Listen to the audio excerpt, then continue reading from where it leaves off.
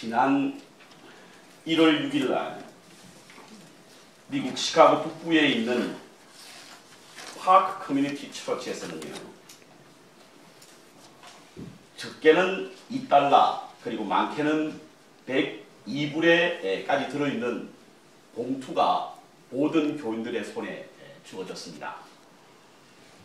그렇게 나눠준 돈이 한 $12,000 정도 된다고 합니다. 이게 돈을 나눠줄 만큼 넉넉한 형편이 아니었던 교회인 것으로 알려져 있습니다. 갚아야 할 모기지가 570만 불 정도 되는 그런 교회였는데요. 어떻게 교회에 헌금을 내려가는 것이 아니라 교회에 나오는 분들이 모두 다 봉투를 하나씩 가지고 나오게 되었을까? 이를 궁금히 여긴 그 시카고의 유명한 일간지인 튜븐지가 그 교회를 담임하고 있는 잭슨 큐이라고 하는 목사님께 인터뷰를 했는데요. 그렇게 돈을 나눠주게 되었던 원인이 시카고에 있는 그 높은 빌딩 숲 사이로 어둡고 힘든 삶을 살아가고 있는 사람들에게 자신들이 할 수 있는 최선의 선행을 위해서 돈을 나눠주고는 그것으로 선행을 베풀라라고 했다고 합니다. 사실은 뭐 2불이나 혹은 5불, 10불 정도로 선행을 베풀 수가 없겠죠. 그렇지만 그것을 시드머니로 해가지고 너희들이 할 수 있는 모든 일들을 하라라고 하는 이 크론 목사님의 권면에 따라서 그 교회 교인들이, 어떤 사람들은 널싱홈에 가가지고 자기의 돈을 더 보태서 나눠주기도 하고, 가난하고 소외된 자의 가정에 들어가가지고 어린아이들의 장난감을 사주기도 하고, 먹고 살기 힘든, 그래서 굶주리고 있는 사람들에게 음식을 사다 주기도 했다고 합니다. 그런데 이 크론 목사님은 이 일을 시작하면서 어떤 말을 했냐면, 그리스도인에게 있어서 십자가는 단지 우리의 구원을 위한 것일 뿐만 아니라 모두를 위한 보편적인 선을 위한 것이어야 되고, 이것이야말로 진정한 십자가의 힘이다, 이렇게 말했습니다. 제가 섬겼던 신풍교회에서도 몇 년 전에 이와 비슷한 일을 했었습니다. 저희 교회 창립기념일을 맞아서 창립기념에 의미 있는 선물을 무엇을 준비할까 생각하다가 대개는 뭐 컵이나 수건 정도로 이렇게 만들어서 거기에 창립기념 예배 참여자한 분들에게 나눠주기도 했는데요. 좀 더 의미 있는 일을 할 수 있는 일이 없을까 생각하다가 봉투에 10불씩을 담아서 그때 교회에 온 모든 분들에게 나누어 주었습니다. 그리고는 그분들에게 그렇게 당부했습니다. 10불은 많지 않은 돈이지만 여러분들이 이 돈을 가지고 최고의 선행을 베푸십시오. 만약 모자라게 되면 여러분들의 호주머니를 틀어서 이 돈과 함께 베풀 수 있는 일에 주저하지 마십시오. 몇몇 분들은 이를 염려한 분들이 계셨습니다. 하지만 돌아오면 참으로 의미 있고 뜻있는 일이었다라고 하는 생각을 해봅니다. 그런데요, 이 일을 했던 것은 제 아이디어가 아니라 한국의 기독 기부천사로 잘 알려진 시연과 정혜영 부부가 만원의 행복이라고 하는 프로그램에 나와서 그 프로그램을 진행하고 나서 그 모습을 보고 제가 패러디한 겁니다. 5년 동안 6억을 기부했다고 그러죠. 그래서 사람들로부터 이 기부천사라고 이름되어 있는 이 시연과 정혜영 부부가 많은 사회 도처에서 그가 기부를 하고 있는데요. 특별히 언젠가 이 시연이라고 하는 이 남편이 여자 대학교에서 강의 초청을 받고 행복이라고 하는 그 주제로 강의를 하고 난 이후에 500만 원을 만원권 500장으로 나누고 난 후에 거기에 참여한 모든 사람들에게 만원권을 주면서 이것으로 진정한 행복을 느끼십시오 라고 하면서 나눠줬다고 합니다. 그 행복은 그 돈을 써서가 아니라 이 돈을 통하여 내가 할 수 있는 최고의 선행을 통해서 행복을 느끼라 라고 하는 그런 프로그램을 보고 제가 큰 감동을 받아 패러디에서 우리 교회에 적용했던 그런 적이 있습니다. 저희 교회가 금년에 30주년입니다. 참으로 의미있고 가치 있는 일이 무엇일까를 고민하고 생각하고, 그리고 좋은 아이디어가 있거든 저희 사무실에 알려주시기 바랍니다. 함께 나눌 수 있는 행복은요, 세상의 어느 것보다도 고귀하고 참되고 그리고 우리의 마음을 기쁘게 해줄 줄 믿습니다. 요즘 한국 사회는요, 참으로 기독교에 대한 반감이 일시적 현상을 넘어서 하나의 사회 문화로 자리 잡고 있습니다. 그래서 가는 곳마다 교회 험담을 하고 가는 곳마다 반감을 산 이야기들로 가득합니다. 이는 타 종교나 혹은 이교도에 의해서만이 아니라 심지어는 교회를 다니는 직분자에 의해서 그리고 목사의 자녀의 입을 통해서도 기독교에 대한 반감의 소리가 사회 전체적인 문화의 흐름으로 지금 자리 잡고 있습니다. 앉았다 그러면 기독교에 대하여 험담하는 일을 하나의 문화생활로 생각하고 있다는 하는 사실인 것입니다. 그럼 도대체 왜 기독교가 이 모양이 되었을까? 무엇이 문제인가? 사실은요, 이러한 일들은 2000년 전에 예수님께서 이미 예견하셨던 말씀입니다. 예수님께서는 마태복음 5장 13절에 너희는 세상의 소금이니 소금이 만일 그 맛을 잃으면 무엇으로 짜게 하리? 후에는 아무 쓸데없어 사람들의 밖에 버리워지나니 사람들에게 밟힐 뿐이니라. 오늘 기독교가 밟히고 있습니다. 끝없이 밟히고 있습니다. 계속 밟히고 있습니다. 쉬지 않고 밟히고 있습니다. 무엇 때문이죠? 맛을 잃었기 때문입니다. 맛을 잃으면 기독교가 밟힐 것이라고 하는 예수님의 예언대로 오늘날 기독교가 기독교인으로서의 맛을 잃고 교회가 교회로서의 맛을 잃기 때문에 밟히고 있는 거예요. 밟히고. 그러니까 이는 갑자기 생긴 일이 아니라 예수님께서 이미 예견하셨던 일이기에 우리는 전혀 놀랄 것이 없습니다. 그래서 세상으로부터 밟힘을 받고 있다라고 하는 사실인 것입니다. 그런데요, 역설적으로 교회가 많은 사람들로부터 비난을 받는데요, 이를 역으로 생각하면 아, 그래도 교회에 대한 기대가 있구나 이렇게 생각할 수가 있습니다. 여러분, 험담하는 것은요, 교회에 대한 기대가 있기 때문에 험담하는 거예요. 여러분, 교회를 향하여 적대적인 생각을 하는 이유는요, 욕을 하는 이유는 교회에 희망이 있기 때문에 그나마 교회가 바른 길로 돌아오고자 하는 간절한 마음들이 그 소망에 담겨서 우리에게 욕을 하고 있다는 사실을 기억해야 될 줄 믿습니다. 제가 그럼 예를 한번 들어볼까요? 여러분, 돼지우리는 절대로 깨끗하지 않습니다. 그런데 누구도 돼지우리에 들어가가지고 불결하다고 말하는 사람은 아무도 없어요. 왜? 당연하기 때문에. 그렇지만 우리의 리빙룸이나 베드룸에 들어가가지고 돼지우리와 같은 냄새가 난다고 그러면 우리의 가정과 우리의 리빙룸과 베드룸은 바로 부패했다, 냄새 난다라고 말하는 것입니다. 원래 냄새가 나는 곳은 냄새 난다고 말하지 않습니다. 냄새가 나지 않는 곳에는 냄새가 난다고 말하는 것이죠.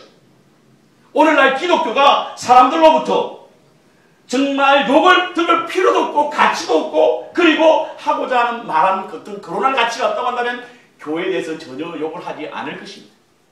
그런데 아직까지도 교회는 이 시대의 마지막 희망이요, 이 시대 도덕적인 어떤 윤리의 잣대들은 바로 밑으라고 하는 그런 생각을 하고 있기 때문에 교회에 대해서 험담하고 교회에 대해서 다시금 기대와 소망에 찬 그런 잘못을 지적하고 있는 것으로 믿습니다. 그럼 여러분, 우리가 어떻게 해야 정말 그들의 기대에 미치지 못하는 그들의 기대에 맞게끔 우리 교회가 제대로 된 맛을 가지게 될 것인가? 그것은 교회가 교회다우면 되고요, 그리스도인이 그리스도인다우면 다시금 맛을 회복하게 될 줄 믿습니다. 아멘. 2013년도에 우리 교회가 교회답고 여러분들의 가정과 우리의 삶이 그리스도인다운 삶을 산다고 한다면 우리는 맛이 회복되는 올라온 역사가 있게 될 줄 믿습니다. 아멘. 초대교회 공동체가요, 비로소 그리스도인이라 불림을 받았던 교회는 교회의 모체였던 예루살렘 교회가 아니라 안디옥 교회였다는 사실을 우리는 잘 알고 있습니다. 사도행전 11장에 보면 만남의 안디옥에 데리고 와서 둘이 교회에 1년간 모여있어 큰 무리를 가르쳤고 제자들이 안디옥에서 비로소 그리스도인이라 일컬음을 받게 되었더라 이렇게 말하고 있습니다. 그러니까 그 전까지는 그리스도인이라 불림을 당하지 않았다는 사실인 거죠. 그 전까지는 그리스도인이라 불리지 않고요. 뭐라고 불렸냐면 바로 사도행전 1장에 보면 갈릴리인들아 이렇게 불렀습니다. 갈릴리인들아. 갈릴리인들아라고 하는 말은요. 그렇게 존경스러운 의미가 담긴 것이 아닙니다. 여러분. 비하해서 하는 말이죠. 왜냐하면 갈릴리 지역 자체가 예루살렘보다 뒤떨어졌고 그리고 갈릴리라는 지역 자체가 상대적인 예루살렘보다도 못하기 때문에 갈릴리인들아라고 하는 말의 의미는 야 이 촌놈들아라고 하는 뜻입니다. 이 그리스도인들이 촌놈 같은 그런 취급을 받았다는 사실인 거예요. 그런데 안디옥 교회에 와서 비로소 그리스도인이라고 불림을 받았다라고 하는 사실인 것입니다. 그럼 도대체 안디옥 교회는 어떤 교회이기에 그렇게 그리스도인이라고 하는 취급을 받게 되었을까? 한 2년 반 전에 제가 수리 안디옥을 성지순례 할 기회가 있었습니다. 그때 가보니까요. 안디옥 교회는 대개는 이런 모습이었어요. 큰 산에, 야산에 동굴을 만들어서 그곳에서 예배를 드렸는데요. 저희들이 방문했던 그 지역은 베드로가 핍박을 피하여서 수리 안디옥에 머물 때에 그곳에서 예배드렸던 그 장소를 저희들이 방문하게 되었습니다. 외부가 이런 모습들이었어요. 대개는 안디옥에 있는 교회가 이런 동굴교회가 한 370곳 정도 된다고 합니다. 그런데 일반인들에게 공개되면서 한 30개 정도 된다고 하는데요. 저희들이 들어간 내부는 이랬습니다. 한 15평 정도의 규모였는데요. 15명, 20명 정도 들어가면 꽉 차서 우리가 일행들이 한 40명 됐는데 다 들어가지 못할 만큼 그렇게 협소하고 좁은 장소에서 예배를 드리게 되었다고 합니다. 저 의자에 앉아있는 분이 멋있는 분이죠? 네, 바로 쟤입니다. 저 의자에 앉아 사진 한 장 찍었어요. 그런데 이렇게 좁고 협소한 곳에서 예배를 드리는데 특이했던 것은 바로 저 강당 바로 뒤에 있는 이 통로였습니다. 통로. 교회 내부 안에서 이만한 통로가 하나 있었는데요. 이 통로를 따라가 보면 이런 아주 좁은 굴 같은 곳, 어두워서 지금 저기는 라이트를 이렇게 켜고 있는데요. 이곳을 지나쳐야 되는데 왜 이러한 곳이 있었을까? 가이드의 말에 의하면 수리 안디옥에는 로마 군병들의 핍박이 심했는데 예배를 드리다가 군병들이 찾아오게 되면 도망가기 위해서 비상구로 만들어 놓은 것이 바로 이곳이라는 거예요. 저도 그 길을 따라 한번 들어가려다가 너무 좁아서 다시 돌아가긴 했는데요. 모든 수리 안디옥 교회는 다 이와 같은 형태로 교회를 만들었고 항상 그들은 로마 군병의 핍박을 피해가면서 하나님 앞에 예배를 드렸던 곳이 바로 수리 안디옥이었습니다. 안디옥 교회였다는 거예요. 그런데 이 안디옥 교회가 과연 어떤 교회였는가? 사도행전 11장에 보면요. 이 안디옥 교회를 이렇게 말하고 있습니다. 첫 번째로 주의 손이 임한 교회다. 주의 손이 임하여 그 교회 가운데 역사하셨다. 두 번째로 소문이 난 교회였다. 어떤 소문? 좋은 소문. 마지막으로 부조를 보내는 교회였다. 예루살렘 교회가 큰 어려움을 당했을 때에 여기 조그마한 이 안디옥 교회가 예루살렘을 교회를 위하여 부조를 보냈다는 사실인 거예요. 그러니까 지금은 평안할 때가 아닙니다. 언제 들이닥칠지 모르는 로마 군병의 두려움 속에서 예배를 드리기 위하여 모이게 힘썼던 교회고 주의 손이 항상 임했던 교회고 그리고 소문이 난 교회였고 어려움에 당한 예루살렘 교회를 향하여 부조를 보냈던 교회가 바로 안디옥 교회였으니 사람들이 비로소 그들을 누구라 불렀다? 그리스도인이라 불렀다는 겁니다. 교회가 교회되게 될 때 그리스도인이 될 줄 믿습니다. 여러분. 그리스도인이 그리스도인이라고 하는 삶을 살게 될 때 비로소 그리스도인이 될 수 있다는 사실입니다. 오늘 본문 1절에는요. 사람이 마땅히 우리를 그리스도의 일꾼이요 하나님의 비밀을 맡은 자로 여길지니라 라고 말씀하고 있습니다. 여기서 말하는 일꾼이라고 하는 것은 종을 의미하는 것이고요. 비밀을 맡았다고 하는 말씀은 바로 우리로 하여금 청지기와 같은 삶을 사는 사람들이었다 이렇게 이야기합니다. 그러니까 누가? 사람들이 마땅히 보편적으로 그리스도인이라고 하면 그리스도의 종의 삶을 사는 사람들이고 그리고 하나님의 성직적인 삶을 사는 사람들을 향하여 그리스도의 일꾼이라고 부르는데 사람들이 마땅히 여겼다는 사실인 겁니다. 저는 김수환 감독의 섬기는 모든 성도들이 사람들이 마땅히 그리스도의 일꾼이요 하나님의 청지기가 불림을 받을 수 있는 은혜가 있기를 주의 이름으로 축원합니다. 아멘. 그때에 우리는 짠맛을 낼 수 있습니다. 그럼 우리가 어떻게 해야 그리스도인의 일꾼이요 하나님의 청지기가 될 수 있을까? 첫 번째로 우리가 묵상해야 될 말씀은 바로 하나님께 속한 사람이어야만 마땅한 직임을 받을 수가 있습니다. 하나님의 속한 사람이어야만 우리가 하나님의 일꾼이, 그리스도의 일꾼이 될 수 있고 하나님의 비밀을 맡은 자가 될 수 있다는 사실인 거예요. 자, 우리 한글역에는 이게 나와 있지 않습니다만 제가 가지고 있는 이 NIV 영어 성경이나 혹은 헬라어 원어 성경에 보면 오늘 4장 1절이 시작되기 전에 영어로는 and then 이라고 하는, 그러므로, 그렇기 때문에 라고 하는 말이 접속사 하나가 나와 있습니다. 그러면 오늘 본문을 어떻게 읽어야 되냐면 이렇게 읽어야 됩니다. 그러므로 그렇기 때문에 사람이 마땅히 우리를 그리스도의 일꾼이요 하나님의 비밀을 맡은 자로 여길지어다, 이렇게 읽어야 된다는 거예요. 무엇 때문에? 그렇기 때문에. 그러므로. 그럼 도대체 그렇기 때문에 그러므로는 뜻이 무엇일까? 그것은 그 선행절을 읽어보면 선행절 이유 때문에 우리가 하나님 그리스도의 일꾼이요 하나님의 비밀을 맡은 자로 여김을 받는다는 사실인 것이므로 우리가 3장 23절을 읽어야 이 말씀의 뜻을 알 수 있는 것입니다. 3장 23절 다 같이 읽겠습니다. 시작! 너희는 그리스도의 것이요 그리스도는 하나님의 것이다.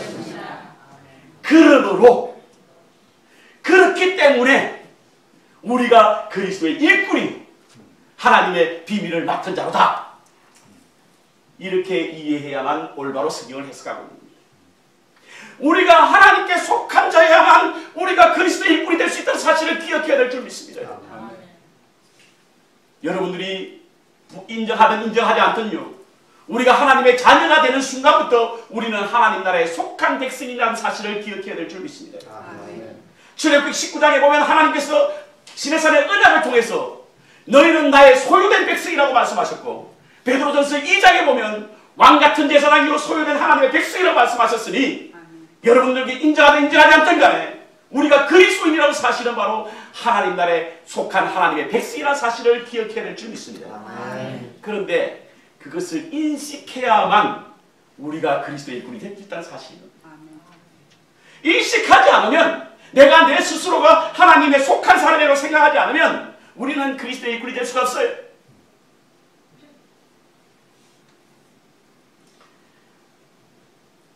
특별히 일꾼이라고 하는 의미는요, 일꾼이라고 하는 의미는 이 헬라어 히페레테스라고 하는 말은요, 히페레테스의 뜻이 바로 로마 시대 전투함인 갤리선의 밑에서 노를 젓는 노예 있지 않습니까? 이것이 일꾼이거든요. 여러분, 그 배너라고 하는 영화에 보면 그 주인공이 배 밑에서 노 젓는 장면 나오죠. 그래서 함장의 은혜로 말미암아 그가 노예 신분으로 해방되지 않습니까? 노예라고 하는 사람들은 자신의 생사 여탈권이 본인에게 있는 것이 아니라 누구에게 있다? 함장에게 있는 거예요. 함장에게. 그래서 함장이 바다에 던져놓으면 그냥 죽는 거예요. 노예는 누구의 소유? 함장의 소유입니다. 여러분, 우리가 하나님의 소유가 될 때에, 하나님 앞에 속한 사람이 될 때 우리는 그리스도의 참된 일꾼이 될 수 있다는 사실인 것이죠.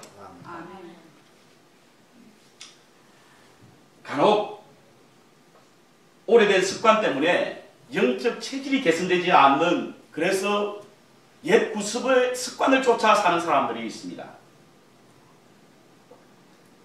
왜 그런 일이 일어날까? 왜 저 사람은 변화되지 않을까? 라고 하는 그런 생각을 하는 사람들이 있죠.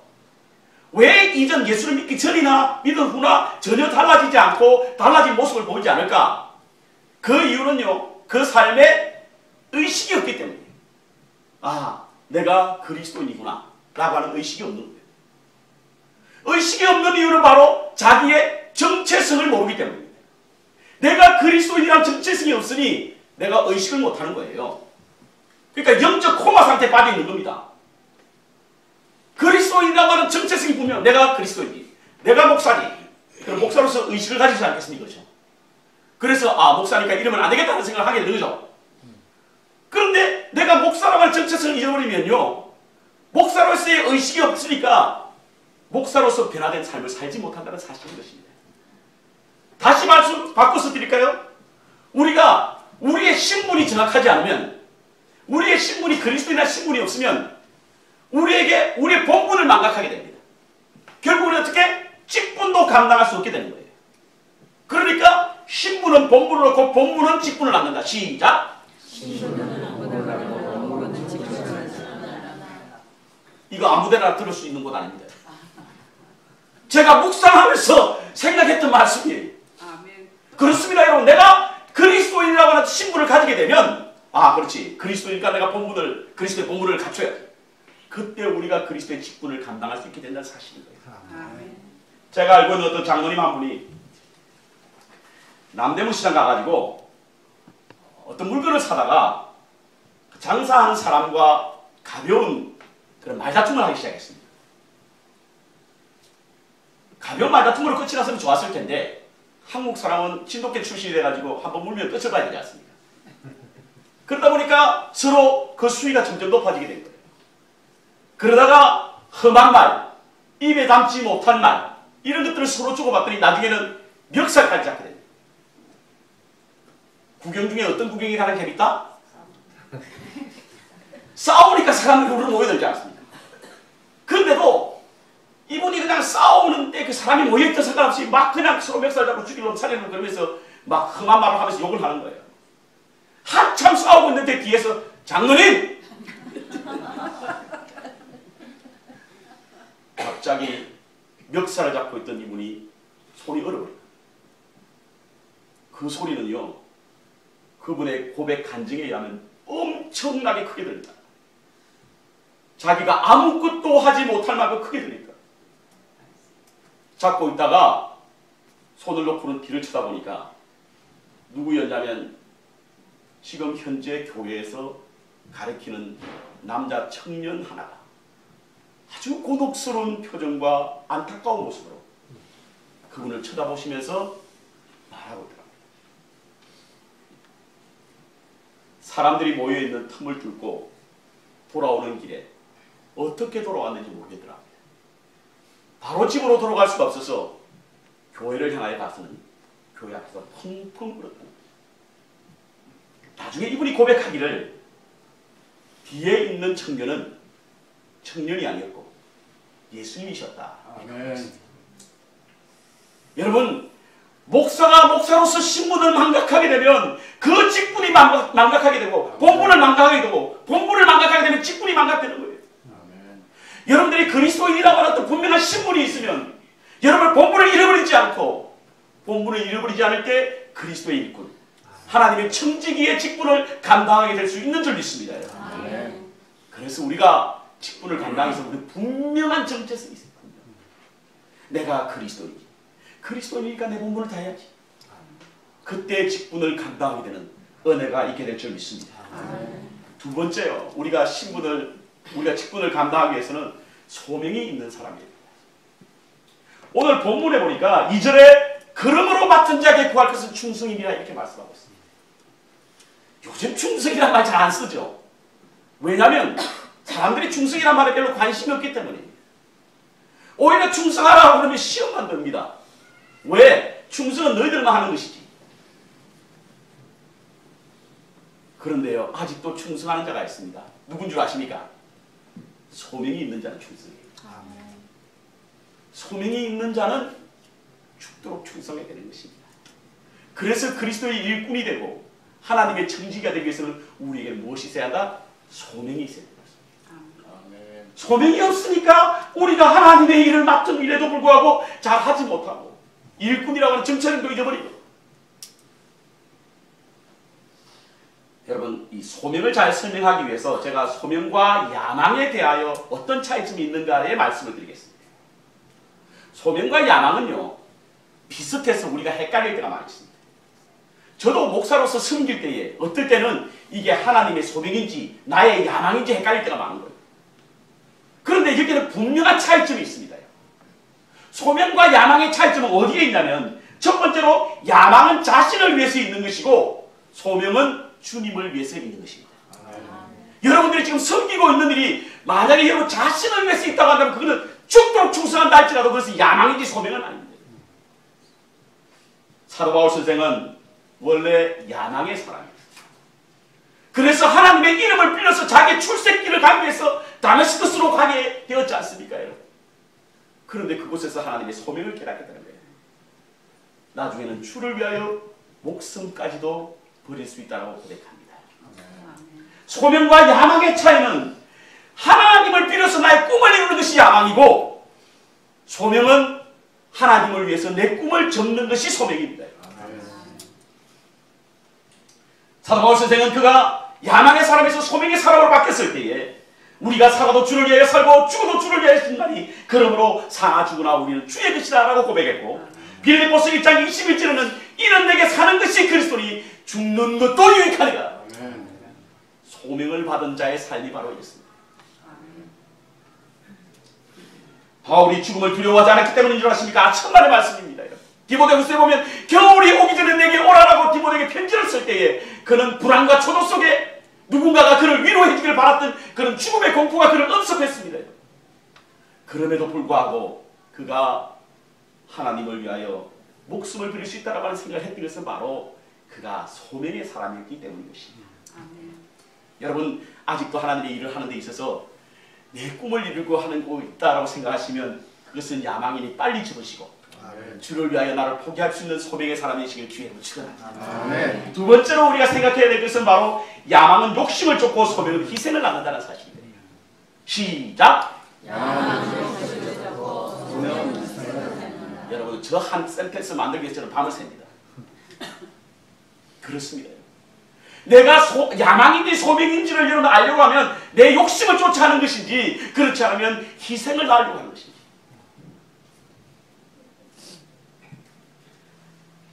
사도 바울 선생은 원래 자기의 욕심, 여러분 나무는 열매를 보고 알죠?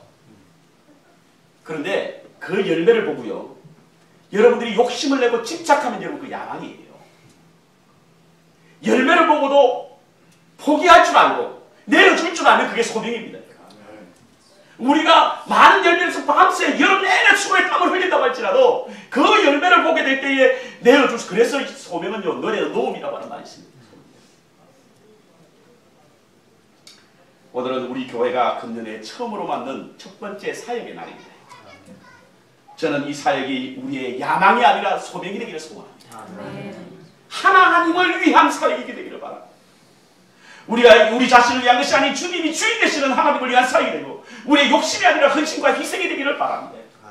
이러한 소용으로 사역을 하게 될 때 마땅히 우리를 그리스도의 종이요 하나님의 청지기라 불림을 받을 수 있을 줄 믿습니다.